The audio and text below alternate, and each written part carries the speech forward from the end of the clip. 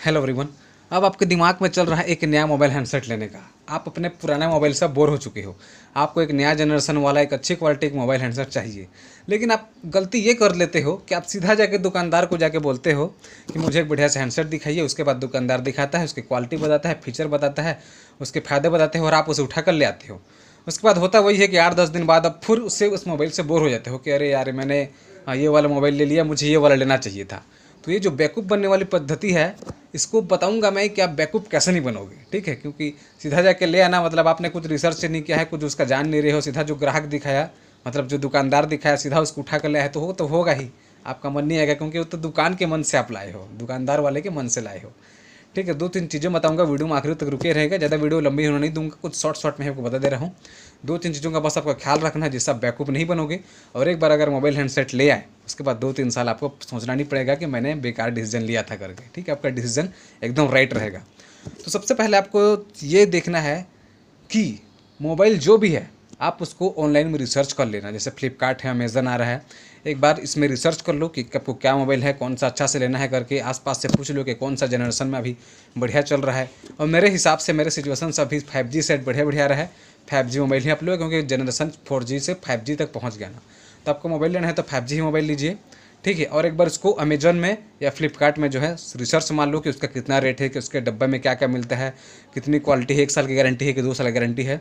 इसको भी रिसर्च मान लीजिए। ठीक है, और इसको रिसर्च मानने के बाद एक बार यूट्यूब में भी सर्च मान लीजिए कि जो हैंडसेट है उसका नाम लिखिए, यूट्यूब में सर्च मारिए, उसका पूरा वीडियो देखिए। जो अनबॉक्सिंग वाले वीडियो रहते हैं मैं खुद बनाता हूँ, मेरे वीडियो में आप देख सकते हैं, बाकी दूसरे किसी के भी वीडियो में देख सकते हैं। उसकी पूरी अनबॉक्सिंग देखिए कि क्या क्या है, कैसे कैसे क्वालिटी में है, उसके फीचर बढ़िया है कि नहीं, आराम से। ठीक है, उसमें आपको देख लीजिए। अब दूसरा काम आपको क्या करना है, उसका रैम देखना है। रैम अभी के हिसाब से मेरे हिसाब से 8 GB रैम कम से कम में होना चाहिए, क्योंकि 2 GB 4 GB का थोड़ा सा ज़माना चला गया ना। 8 GB 10 GB 12 GB 16 GB तक का रैम आ गया है। तो जितना ज़्यादा आप रैम लेंगे उतनी क्वालिटी की बढ़िया होगी, उतने मोबाइल फास्ट चलेगा, क्योंकि रैम जो है मोबाइल को फास्ट करता है।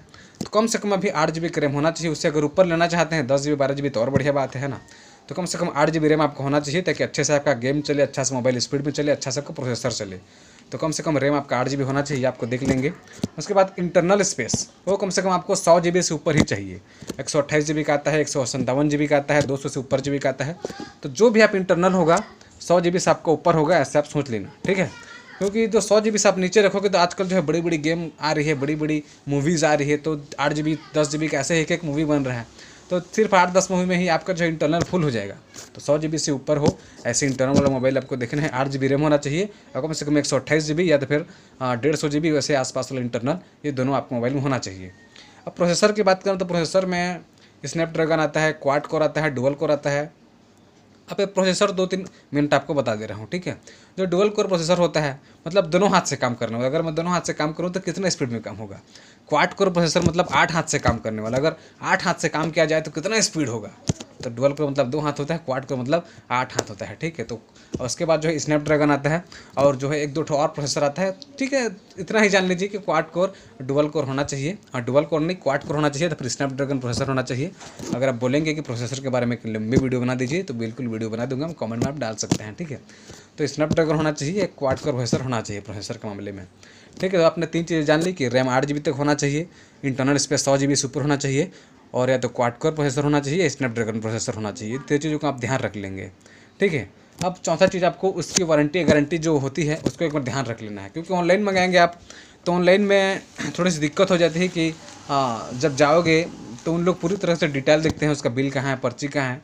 ठीक है, और जब दुकान में ले रहोगे तो उसी दुकान जाकर बता सकते हो कि आप ही के यहाँ से है करके, और थोड़ा सा कम पड़ता है दुकान में। तो मेरे हिसाब से ऑनलाइन की जगह आप दुकान जाइए, और दुकान में अगर नहीं मिल रहा है तो ऑनलाइन भी परचेस कर लीजिए, कोई ऐसी दिक्कत वाली बात नहीं है। तो उसका जो 1 साल की है या 2 साल की है उसकी गारंटी को आप देख लेंगे, है उसे आपसे लिखवा कर ले आएंगे अगर दुकानदारी है तो। और अगर ऑनलाइन मंगा रहे हैं तो उसका बिल इनवॉइस जो रहता है उसको डाउनलोड कर लेना। ठीक है, वो बताने में काम आता है सही टाइम में।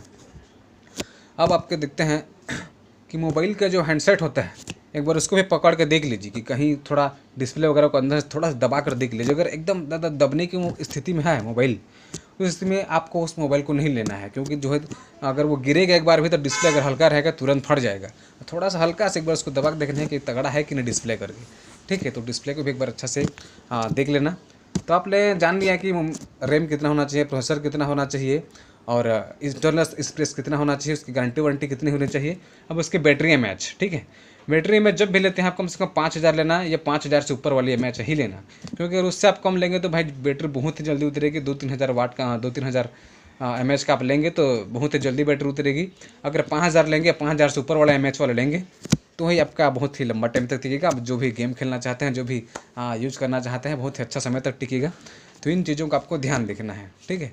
तो अब आपने जान लिया है कि रैम कितना होना चाहिए, इंटरनल कितना होना चाहिए, प्रोसेसर क्या होना चाहिए, बैटरी एम एच क्या होना चाहिए, डिस्प्ले कैसा होना चाहिए, ठीक है। 3 चीज़ों को अगर आप सही तरीके से जान लिए हैं तो आप अब जो है आप मोबाइल के मामले में एकदम सजग हो चुके हैं। आप इन चीज़ों को देख कर लेइए तो एक बार अगर ले आते हैं तो आराम से 2-3 साल आपको सोचना नहीं पड़ेगा कि मैंने मोबाइल लेकर कोई बेवकूफ़ी की करके, क्योंकि अभी के जनरेशन हिसाब से यही सब चीज़ मोबाइल बिक रहा है और ये जनरेशन के हिसाब से आराम से आप 2-3 साल मोबाइल को टिका के चला सकते हैं, बोर नहीं होंगे, ठीक है। तो आज के लिए बस वीडियो इतना ही। अगर जानकारी अच्छी लगी और ऐसी और टेक के मामले में जानकारी देखना चाहते हैं तो बिल्कुल मेरे इस चैनल को सब्सक्राइब कर लीजिए। Thank you for watching everyone.